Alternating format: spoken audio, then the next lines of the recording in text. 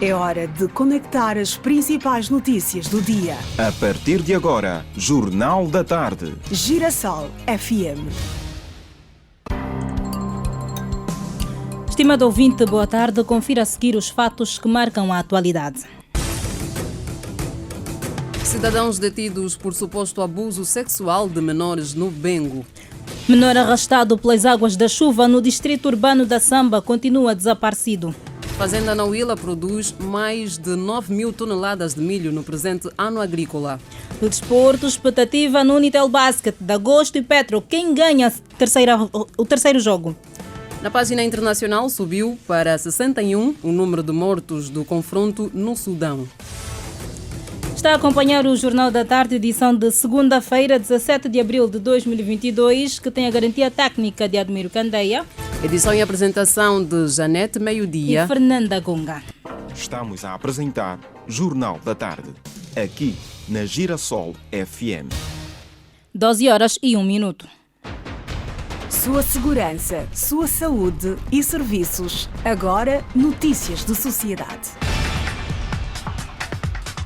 Estão detidos 4 cidadãos alegadamente pertencentes a uma associação criminosa por suposto crime de violação sexual de 5 menores durante um assalto na localidade do Porto Seco, na província do Bengo. De acordo com o porta-voz da delegação do Ministério do Interior no Bengo, superintendente Gaspar Inácio, os acusados são reincidentes na prática de crimes.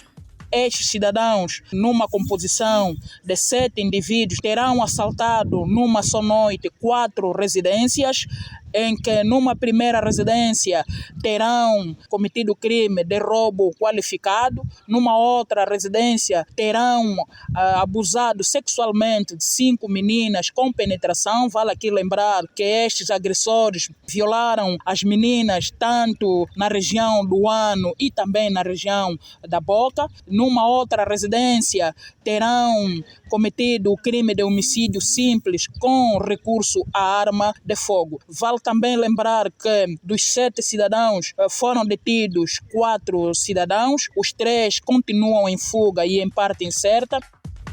Porta-voz da delegação do Ministério do Interior no Bengo, superintendente Gaspar Inácio. A Polícia Nacional no Bengo detém 4 cidadãos acusados de violação sexual de 5 menores. Temas como o acesso à habitação, educação de qualidade e emprego dominam as preocupações da juventude angolana. Em todo o mundo e em Angola em particular, os jovens são tidos como os principais agentes de desenvolvimento social e econômico. Mas para isso é fundamental que estes tenham formação. No mês dedicado à juventude, o governador de Luanda, Manuel Homem, aconselha a juventude a apostar cada vez mais na formação. Sonhar nunca foi proibido, mas a realização de um sonho tem muitas etapas para que se materialize. Como é que se chega à materialização de um sonho, de um desejo, de uma vontade?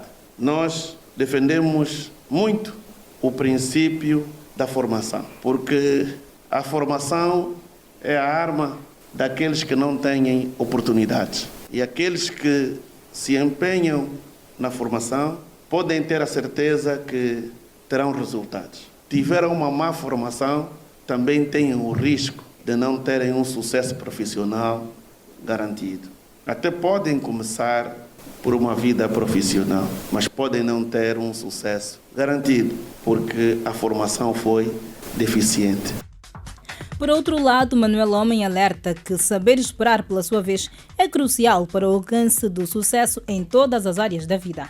E hoje, muitos jovens querem atingir determinados patamares da vida social, da vida na comunidade, sem saber esperar. E eu adotei um princípio de vida particularmente, e vou parafrasear Manuel Lotte, numa conversa que tivemos há muitos anos atrás. Disse-me: é preciso saber esperar a vez da tua própria vez. Esta frase, que foi dita por Manuel Lotte nessa altura, se calhar foi dita num contexto de conversa, mas teve um significado muito importante na minha vida, particularmente, porque aprendi que a minha vez há de chegar, basta eu saber esperar a vez da minha vez. E é assim que, quando se sabe esperar pela vez da sua própria vez, nós somos educados, nós somos resilientes, nós somos pessoas focadas e sabemos o quanto é importante olhar para o objetivo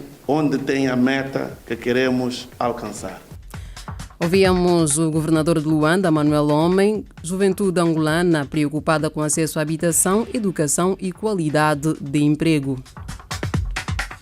A Unesco, em parceria com a Refriango e a Associação Nação Verde, assinou hoje um acordo que visa capacitar estudantes e professores sobre a consciencialização e preservação do ambiente, sobretudo dos oceanos.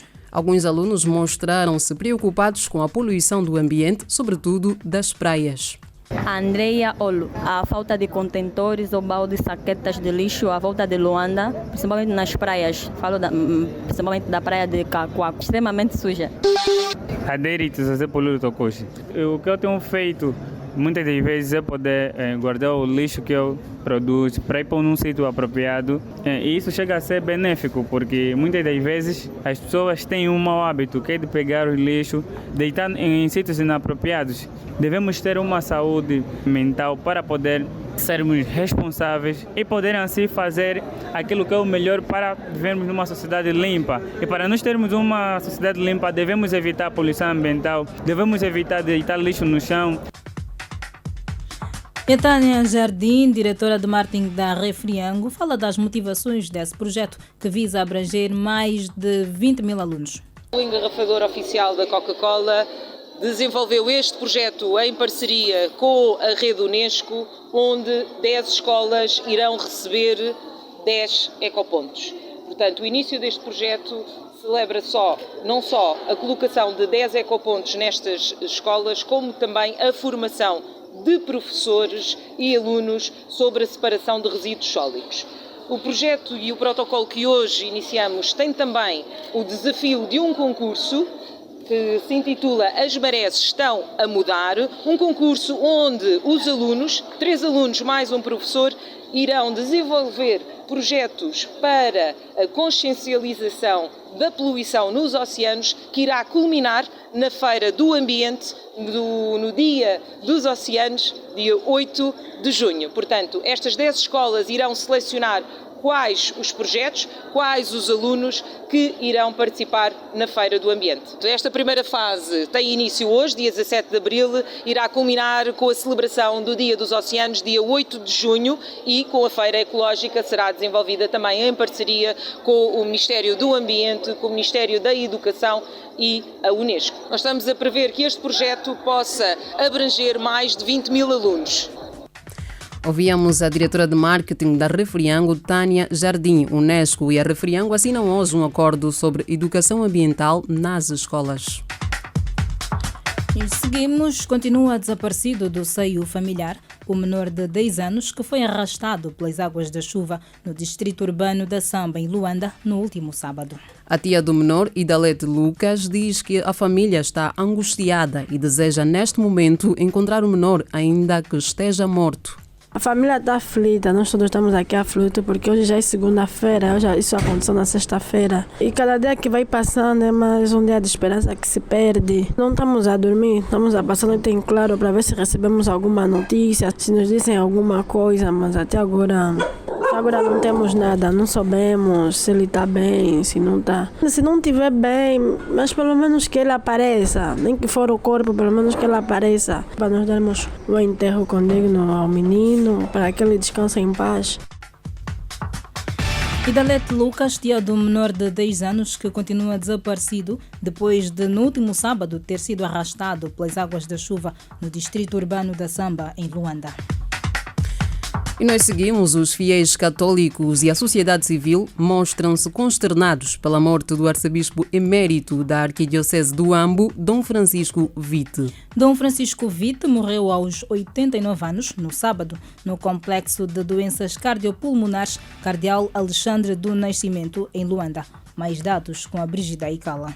O prelado, que detém o título de segundo arcebispo, com mais tempo na Arquidiocese do Ambo, e de ser o sexto a ser consagrado na nova era do episcopado em Angola, estava a lutar pela vida desde o passado dia 19 de fevereiro do ano em curso, depois de ter sofrido um acidente de viação e acabou por morrer no passado sábado no Hospital Cardeal Dom Alexandre do Nascimento, em Luanda. Fiéis continuam a chorar com fé por este facto que não entristece apenas a Igreja, mas a sociedade em geral. Como catequista e como paroquiano, muito aprendemos do nosso pastor. Neste momento de dor e luto, lágrimas, palavras não nos vêm, mas temos a esperança no Senhor. Eu chamo-me Adriana Maria, o David foi o nosso bispo, foi o nosso carinhoso, nos mimou muito e até não consigo mais falar, é só lagrimar.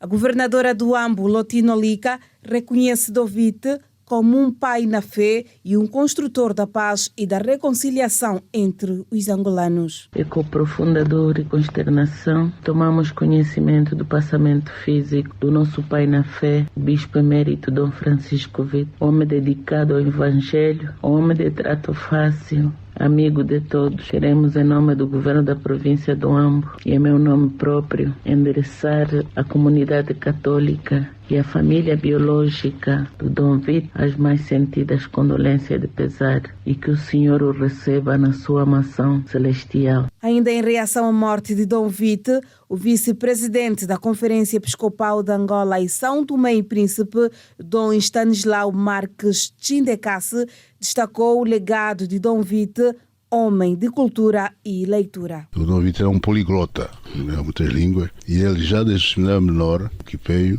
tinha correspondência com uma benfeitora que era professora de latim na universidade. Ele correspondia com ela em latim. Homem de grande cultura, como disse, e muito sempre animar os jovens ao estudo, a cultivar uma das palavras que é o brilho nas coisas, fazer bem as coisas com nobreza. E nesse aspecto era exigente, no sentido realmente de impelir, puxar os jovens a que realmente dessem o melhor de si. E também outro aspecto que queria sublinhar aqui, este era um defensor esclarecido dos valores culturais da África e da Angola.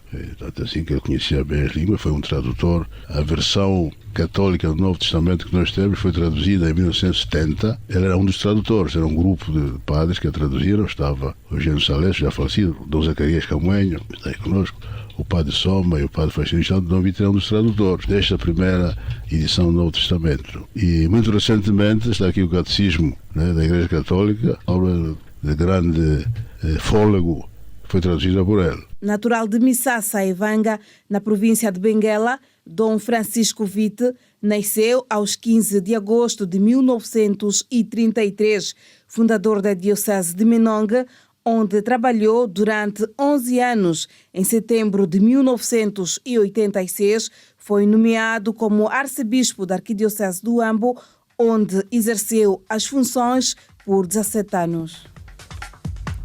A repórter Brígida Icala, e nós também lamentamos pela morte do cardeal. E nós seguimos, cerca de 3.000 pessoas em Angola sofrem de hemofilia. Deste número, somente 200 são pacientes ativos. A informação foi avançada pelo vice-presidente da Associação de Hemofílicos de Angola. Kaunda da Gama disse que a província de Luanda continua a ser a que mais número de pacientes registra, seguida depois pelas províncias do Ambo, Bié e Kwanza Sul. O vice-presidente da Associação de Hemofílicos de Angola garantiu que, por falta de medicação e de especialistas na área de hematologia, muitos pais são obrigados a mudarem-se para a capital do país a fim de estarem mais próximos das unidades hospitalares, com técnicos especializados, quer na abordagem da doença, como na administração dos medicamentos. Alusivo ao Dia Mundial da Hemofilia, que hoje se assinala, a OMS, Organização Mundial da Saúde, escolheu o tema Acesso para Todos, Prevenção de Sangramentos, como padrão global de atendimento. A escolha foi feita com o objetivo de chamar a atenção dos governos mundiais sobre a importância de se dar um melhor tratamento profilático aos pacientes hemorrágicos. Segundo dados da Federação Mundial de Hemofilia, parceira da Organização Mundial da Saúde, mais de 350.000 pessoas no mundo sofrem de hemofilia, sendo que 70% têm históricos familiares e 30% são casos isolados. Agora, política de Angola e do mundo.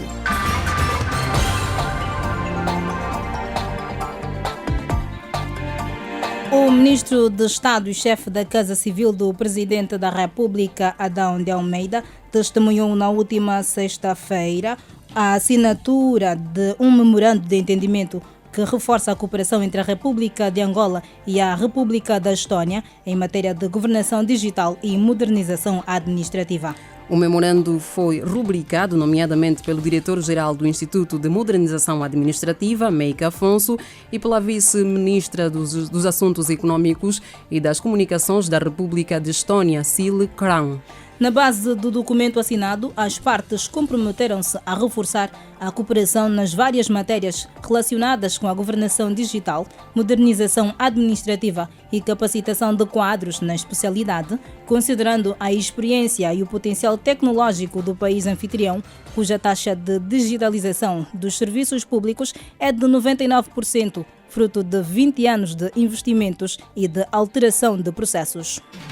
Seu dinheiro, mercado financeiro, negócios. Agora, notícias da economia.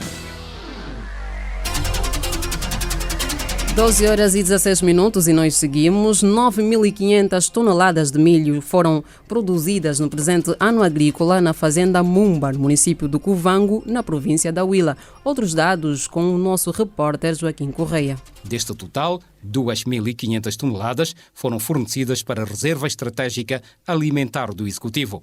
A fazenda, que ocupa uma área de mais de 40 mil hectares, produziu igualmente 7.000 toneladas de milho para o Programa de Fomento Agrícola, segundo o responsável para o agronegócio da fazenda, Nuno Paulo. Estamos em perfeita linha com o Executivo na produção de grãos. Somos parceiros da Reserva Estratégica Alimentar, somos contribuintes. Fizemos uma entrega de 2.500 toneladas. Portanto, estamos também num programa de fomento, onde até hoje, na primeira época, fizemos uma entrega de cerca de 7.000 toneladas e prevemos agora nesta segunda época fazer mais 10, 12 mil toneladas e fecharmos o ano entre as 17 e as 20 mil toneladas de produção de grãos. Responsável para o agronegócio da fazenda Mumba, no município do Cuvango, na província da Huila, Nuno Paulo.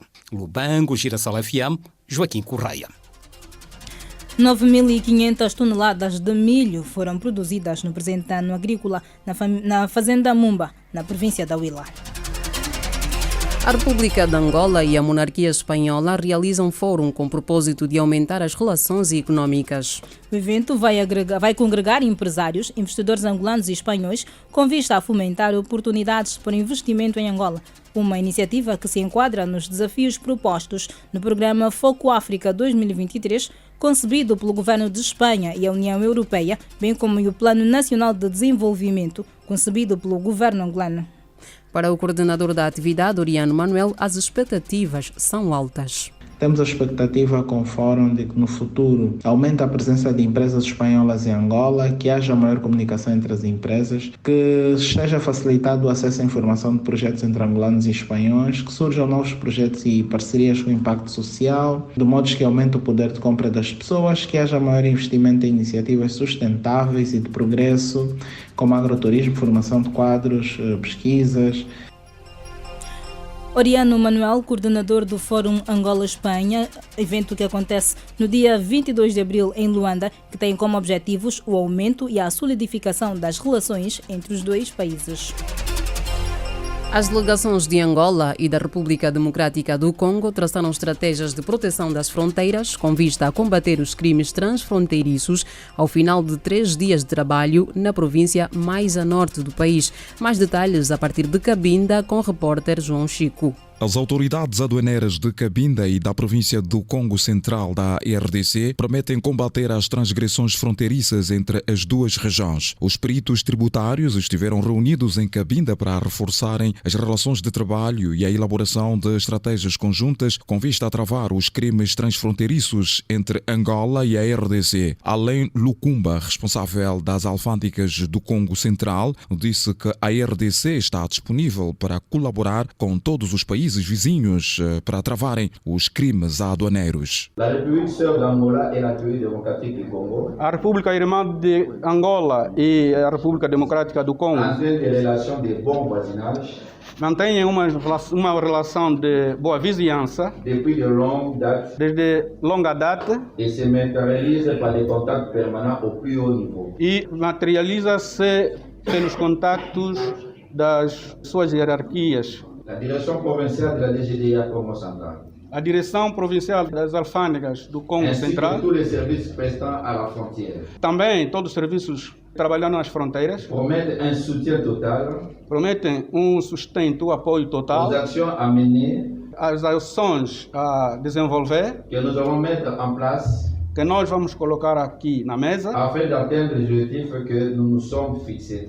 A fim que nós possamos atingir os objetivos que nós nos propusemos. E que nous nous fixerons encore. E que continuaremos a nos propor. Au cours de ces travaux. Ao longo destes trabalhos. Ricardo Aguiar, delegado da AGT Cabinda, ressaltou a necessidade de diálogo entre as partes, porque os dois países são membros da Organização Internacional do Comércio e devem trabalhar em parceria na resolução de alguns problemas. Angola e RDC. Estes dois países são membros da Organização Mundial do Comércio e da Organização Mundial das Alfândegas. Estabelece o acordo de facilitação do comércio da Organização Mundial do Comércio, que todos os países que partilham a mesma fronteira devem dialogar de forma permanente, devem discutir os problemas comuns e estabelece ainda aquele acordo que os países devem, o mais rapidamente possível, implementar o posto fronteiriço de paragem única. É nesta perspectiva que as mais altas entidades das duas administrações tributárias aprovaram no dia 13 de abril do ano de 2022 o Plano de Ação Conjunto no âmbito de prevenção e combate à fraude transfronteiriça. Ouvíamos Ricardo Aguiar, responsável da AGT Cabinda. Autoridades aduaneiras de Cabinda e do Congo Central da RDC prometem trabalhar no combate às transgressões fronteiriças entre as duas regiões. Seguimos às 12 horas e 22 minutos. O Banco Nacional de Angola suspendeu toda a atividade financeira realizada por uma entidade denominada Investimento.ao, vocacionada à prestação de serviços financeiros, que atua preferencialmente nas redes sociais.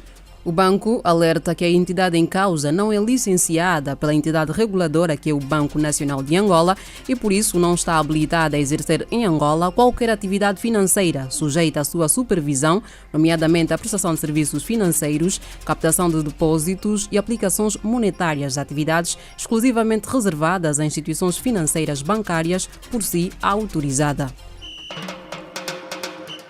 Chegou a hora dos destaques do desporto.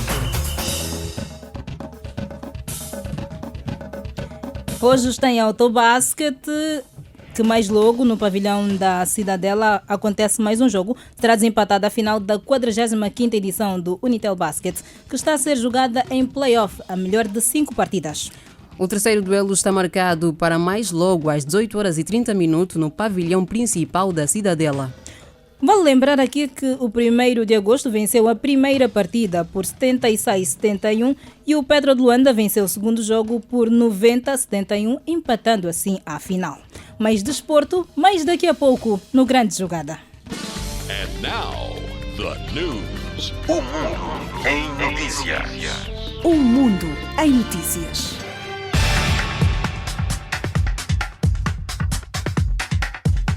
A atualidade internacional começa no Sudão, onde os combates continuaram na capital do país, Khartoum, apesar de um cessar-fogo temporário para atender às necessidades humanitárias, incluindo a evacuação de feridos no segundo dia de batalhas, que deixaram 61 mortos e mais de 1.000 feridos, segundo o Sindicato dos Médicos do país, Mandela Silva.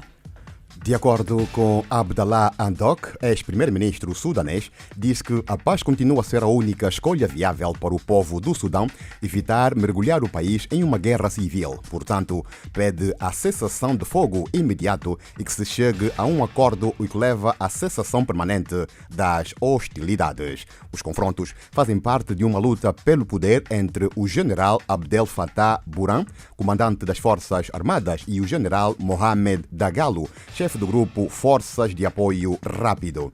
2 generais são ex-aliados que orquestraram juntamente o golpe militar de outubro de 2021, que descarrilou a transição de curta duração do Sudão para a democracia. A comunidade internacional, que assiste impotente o golpe de Estado em outubro de 2021 e não conseguiu convencer os generais a assinar um plano para acabar com a crise. Esta disciplina seus apelos para um cessar-fogo. A Liga Árabe está reunida urgentemente no Cairo a pedido do Egito e da Arábia Saudita, 2 atores influentes no Sudão.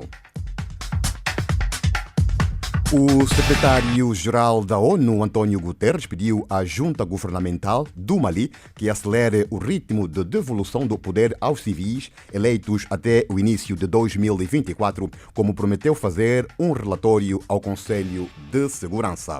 Neste relatório, consultado pela AFP na terça-feira, na véspera de uma reunião do Conselho, Guterres também está preocupado com a persistência da violência e seu impacto sobre a população e com o impasse em que está localizado o importante acordo de paz entre o Estado miliano e grupos armados no norte. Mandela Silva e a atualidade internacional. Por aqui seguimos. Vamos olhar agora para a nossa série de reportagens no mês de abril.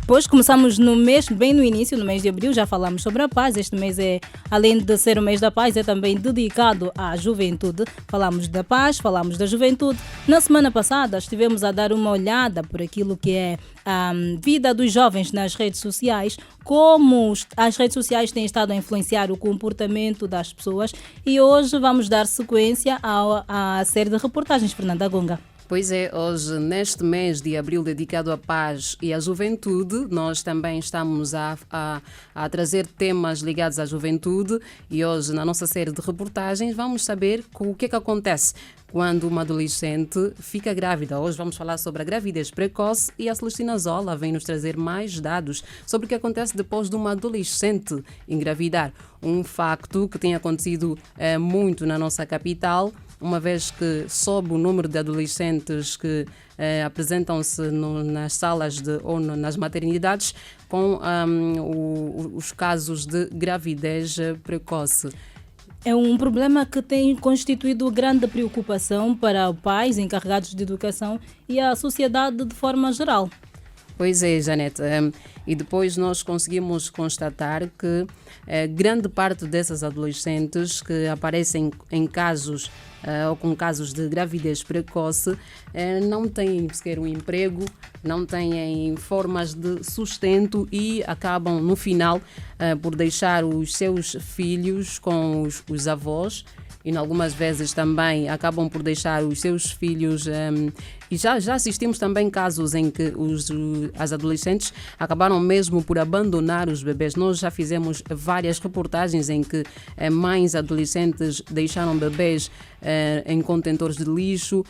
Já fizemos também algumas reportagens em que até na passadeiras e pedonais foram assistidos casos em que adolescentes abandonaram os seus filhos. E esta semana a semana toda vamos dedicar à gravidez precoce. Hoje vamos falar do que muda na vida de uma adolescente, vamos ainda falar sobre o papel dos pais. Têm ou não culpa quando isto acontece? Será que os pais podem ou não controlar os filhos? Estas são questões que vamos discutir aqui ao longo da semana. Então, estamos prontos para ouvir a nossa série de reportagens. A Celestina Zola vai nos contar com mais detalhes o que acontece depois que uma adolescente fica grávida. Saiba na reportagem a seguir.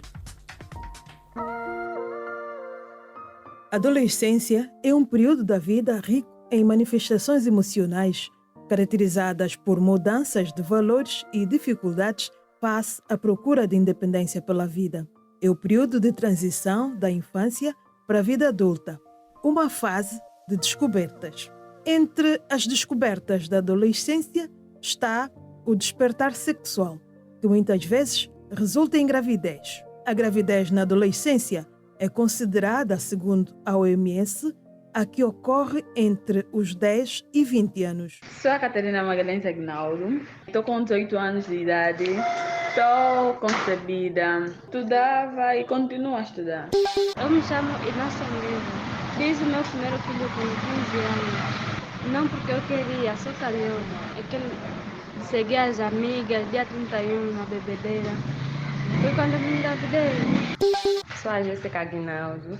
Tive o meu bebê com uns 15, a caminho dos 16. Os meus pais, a reação deles foi mais ou menos. Me levaram muito para o negativo, me apoiaram. Tive apoio emocional.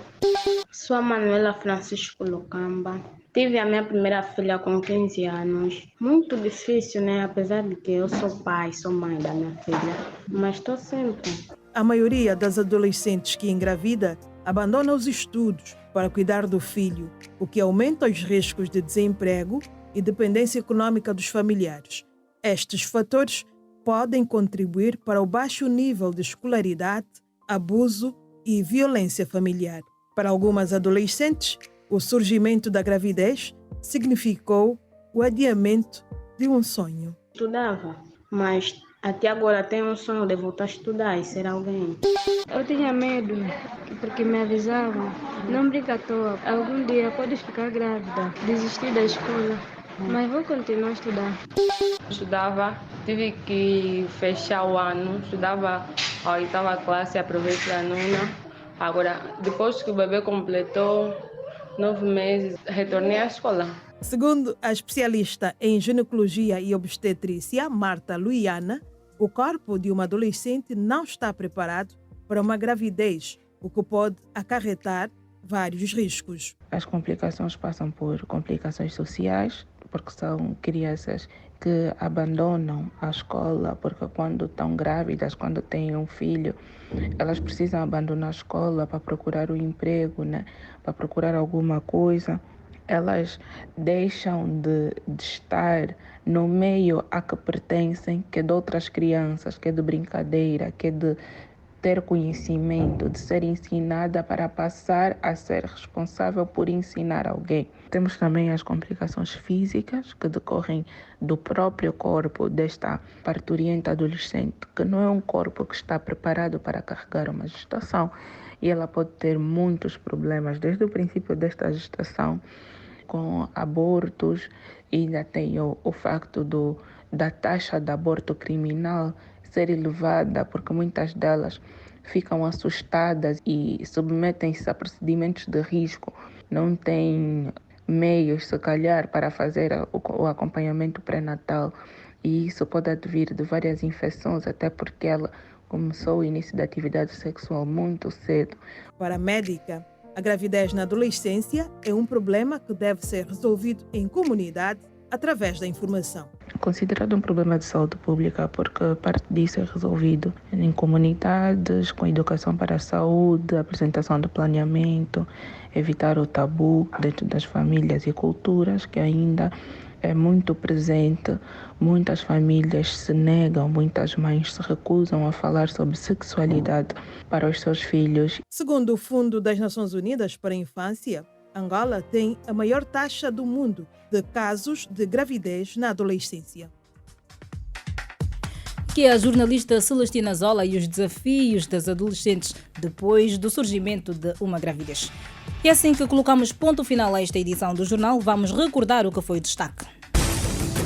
Cidadãos detidos por suposto abuso sexual de 5 menores na província do Bengo. Menor arrastado pelas águas da chuva no distrito urbano da Samba continua desaparecido. Fazenda Nauíla produz mais de 9.000 toneladas de milho no presente ano agrícola.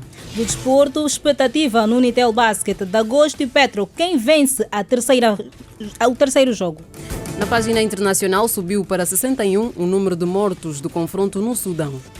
Acompanhou o Jornal da Tarde, edição de segunda-feira, 17 de abril de 2023, que teve a garantia técnica de Admiro Candeia. Edição e apresentação de Janete Meio-Dia e Fernanda Gonga. Tem grande jogada a seguir. Boa tarde. Fique bem. A Girassol FM apresentou Jornal da Tarde.